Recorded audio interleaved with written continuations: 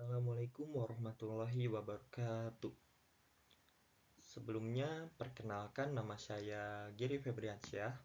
Saya dari program studi Teknik Industri. Nah, hari ini saya akan mempresentasikan atau menjelaskan mengenai proses pembuatan besi dan baja.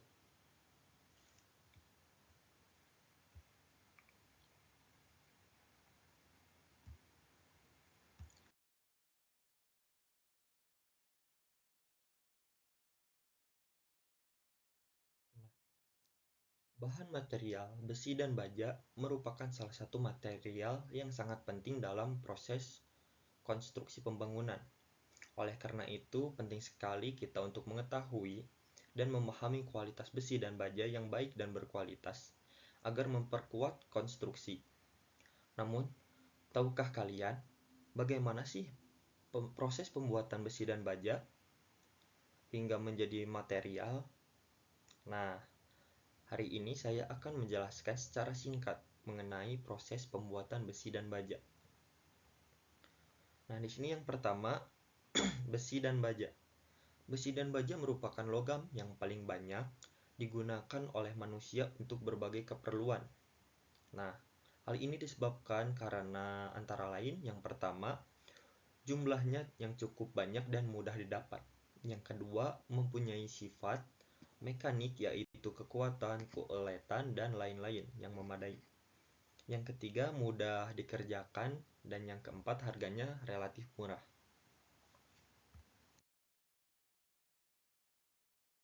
Nah, di sini ada perbedaan besi dan baja, yaitu dari kadar karbonnya, dari sifat-sifatnya. Bisa teman-teman baca sendiri.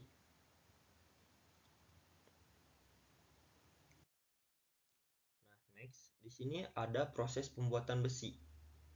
Nah, proses pembuatan besi ini yaitu yang pertama, logam besi dibuat dari bahan baku utama yaitu biji besi atau disebut juga iron ore.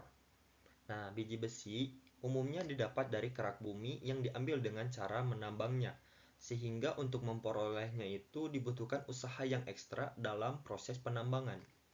Nah, biji besi hasil tambangan umumnya berbentuk bongkahan yang sangat besar, dengan beraneka ragam bentuk, ukuran, dan warna. Adapun warna biji besi hasil penambangan berwarna merah tua, ungu tua, abu tua, kuning muda, coklat, dan sebagainya. Nah, karena biji besi tersebut masih tercampur bahan-bahan lain seperti tanah liat, pasir, batu-batuan, air, dan sebagainya. Nah, maka biji besi harus dibersihkan terlebih dahulu dari berbagai kotoran dan senyawa lainnya. Nah, biji besi hasil tambangan secara mendasar mengandung berbagai senyawa kimia yang berbeda. Tetapi untuk membuat besi, maka zat-zat lainnya pun harus dikesampingkan atau dibuat. Nah, beberapa senyawa yang terkandung dalam biji besi diantaranya yaitu kandungan besi sekitar 60-70% magnetit, hematit, dan geotit. Nah, selebihnya kandungan mineral dan lain-lain. Setelah itu, biji besi dibersihkan dengan proses pembersihan atau washing. Nah, proses pembersihan ini dilakukan secara menyeluruh dengan menggunakan alat berat yang bernama tromescreen. Nah, karena jika pembersihan dilakukan secara manual, akan membutuhkan waktu yang sangat lama karena biji besi ini yang berukuran sangat besar. Alat trommel screen berfungsi sebagai ayakan berbentuk drum raksasa, kemudian biji besi dimasukkan ke dalam alat tersebut dan diputar hingga seluruh bagian bersih dan dari berbagai kotoran.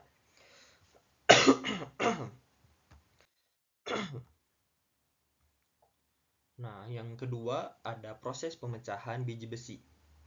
Nah, setelah biji bersih, tahap selanjutnya yaitu dilakukan proses pemecahan atau breaking. Nah, proses pemecahan ini dilakukan hingga biji besi menjadi serbuk halus. Proses pemecahan biji bersih dilakukan dengan bantuan alat bernama hammer mill, kemudian proses penghancuran atau crushing dengan bantuan mesin gyratory mill, dan penghalusan atau grinding dengan mesin ball mill. Nah, setelah biji besi tersebut halus, lalu dilakukanlah pemfilteran untuk memisahkan antara logam dan non-logam.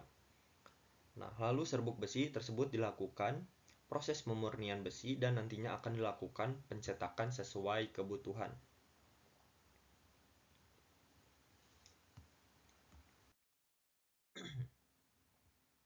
Nah, yang ketiga ada proses pembentukan pelet. Tahap selanjutnya ialah proses pembentukan pelet. Serbuk biji besi dimasukkan ke dalam mesin pen palletizer, kemudian biji besi tersebut akan dicampurkan dengan batu bara dan bentotit sebagai perekatnya. Nah, proses tersebut dilakukan untuk membuat gumpalan konsentrat biji besi yang sangat halus menjadi sebuah butiran. Setelah itu, proses selanjutnya ialah pemanasan atau indurasi dengan suhu 1300 derajat Celcius hingga keras, kuat, dan tidak mudah hancur. Pembuatan besi kasar bahan material. Nah, proses yang tadi yaitu pelet yang telah keras tersebut lalu diproses dengan dileburkan ke dalam tungku blast furnace dengan suhu hingga 1800 derajat Celcius.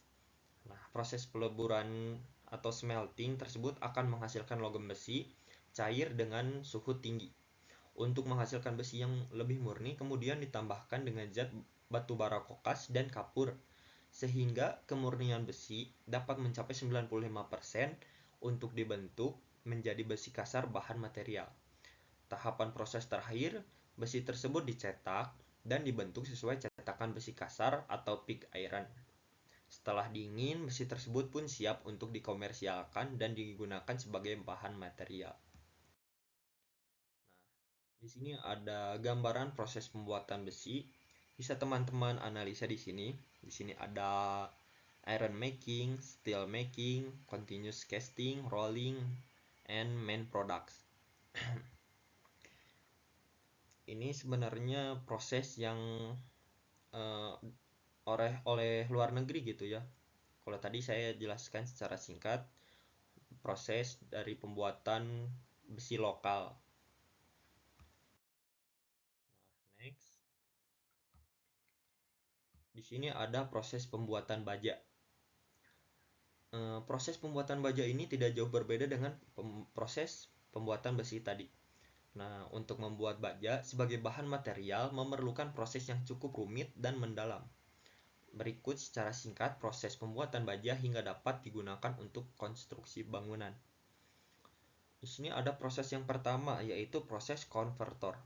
Proses konvertor dilakukan untuk mengelola besi baja yang siap diproduksi. Cara kerjanya yakni masukkan berbagai bahan baku dari baja ke dalam konvertor dengan bersuhu tinggi 1500 derajat Celcius.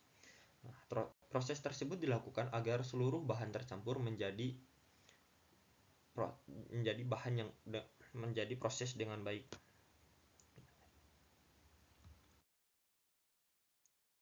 Yang kedua ada Siemens Martin. Nah, proses ini dilakukan dengan mengolah dapur lebur baja dengan bersuhu tinggi.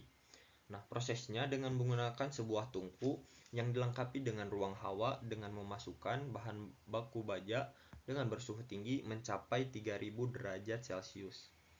Nah, setelah dirasa cukup panas dan kering, kemudian dibentuk baja sesuai dengan kebutuhan. Next, ada proses dapur listrik. Nah, proses pembuatan baja dapat dilakukan dengan menggunakan teknik dapur listrik, yaitu metode yang dilakukan untuk mengontrol temperatur suhu hingga melebur. Ketika bahan baku sudah lebur, langkah selanjutnya ialah dengan menaruh di tungku untuk dilakukan penyortiran agar terciptanya baja murni. Dapur listrik mampu menampung olahan baja dengan kapasitas 25 hingga 100 ton. Hingga proses akhir pembentukan baja sesuai ukuran yang dibutuhkan dan siap untuk diperjualbelikan. Teknik dapur listrik seringkali digunakan untuk proses pembuatan baja dengan jumlah yang besar. Itulah proses pembuatan besi baja yang perlu diketahui sehingga menjadi bahan material yang kita ketahui saat ini.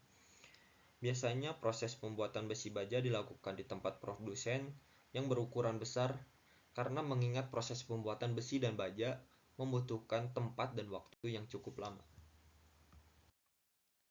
Nah, di sini ada gambaran proses pembuatan baja. Di sini baja dan besi diproses dengan suhu tinggi. Bisa teman-teman analisa sendiri atau kita diskusikan nanti. Ini sumber referensi yang saya dapat untuk membuat bahan presentasi proses pembuatan baja dan besi ini. Nah, cukup sekian teman-teman penjelasan singkat mengenai proses pembuatan besi dan baja. Jika ada yang kurang mohon dimaafkan, dan jika ada pertanyaan silahkan bertanya. Dan kita akan diskusikan secara langsung di pertemuan selanjutnya. Terima kasih untuk perhatiannya. Mohon maaf bila banyak kesalahan dan penjelasan yang kurang dimengerti oleh teman-teman semuanya. Wabillahi taufik wal hidayah. Wassalamualaikum warahmatullahi wabarakatuh.